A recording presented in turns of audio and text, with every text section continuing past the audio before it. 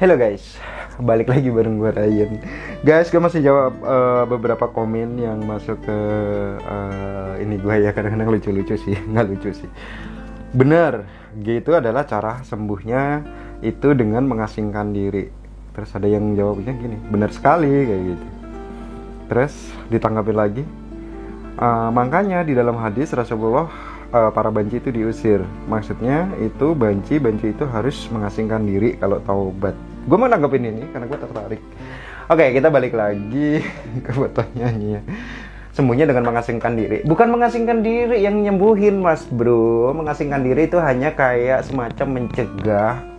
Contoh gini deh, lo lagi diet nih ya, lo lagi diet nggak makan nasi.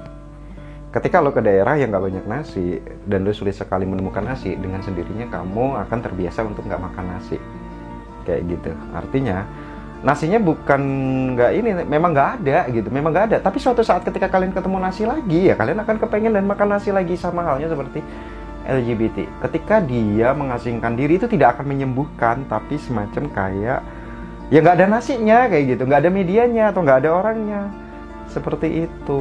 Nah, dengan seperti itu secara pelan atau pasti itu kayak mengurangi semacam kadar untuk mengimplementasi orientasi seksualnya itu tadi gitu. Tapi balik lagi di sini adalah orangnya ini yang nggak akan sembuh, tetap akan ada si G atau LGBT-nya itu di dalam diri orang tersebut.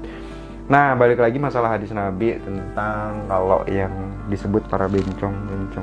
Gue tahu kalau dalam agama itu kan ada beberapa riwayat ya yang mengatakan bahwa ada yang nyuruh dibakar lah atau segala macamnya. Tapi gue ngambil kesimpulannya begini loh guys. Memang dalam Islam itu cowok atau kita seorang cowok itu kecewek-cewekan atau menyerupai itu kan memang nggak boleh. Nah di sini sih kalau gue ngelihatnya lebih ke situnya sih ya. Tapi kalau kalian tahu bahwa G itu nggak hanya seperti itu gitu. LGBT, lesbian, G kayak gitu-gitu. G itu banyak skupnya, banyak apa ya? Banyak partnya. Bencong. Terus ini hanya pembagian masalah apa ya namanya? Penampilan. Masalah penampilan. Kenapa? Banyak juga yang biasa aja mungkin penampilannya oke kayak cowok. Ya masih cowok segala macam tapi memang dia ada orientasi ke arah LGBT. Ya banyak juga hal seperti itu gitu. Jadi yang hadis itu sih lebih kayak ya karena memang itu bencong gitu, udah menyerupai gitu. Seperti itu, makanya waktu itu ada riwayat yang katanya mereka diusir atau segala macamnya gitu. Tapi kalau kita balik lagi, bagaimana kalau G-nya itu memang normal, cowok nggak kelihatan sama sekali segala macamnya gitu? Apakah mau diusir juga kan? Nggak juga seperti itu sih kayak gitu. Gue narik kesimpulannya bahwa mengasingkan diri ya, poinnya adalah mengasingkan diri menurut gue bisa mengendalikan atau mengurangi intensitas kita untuk itu. Mungkin hanya sebatas online segala macam. Tapi sekarang batas online pun kayak video call kayak gitu udah di mana-mana ada.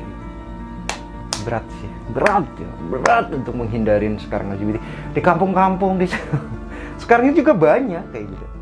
Jadi ya balik lagi deh ke orangnya. Ingat,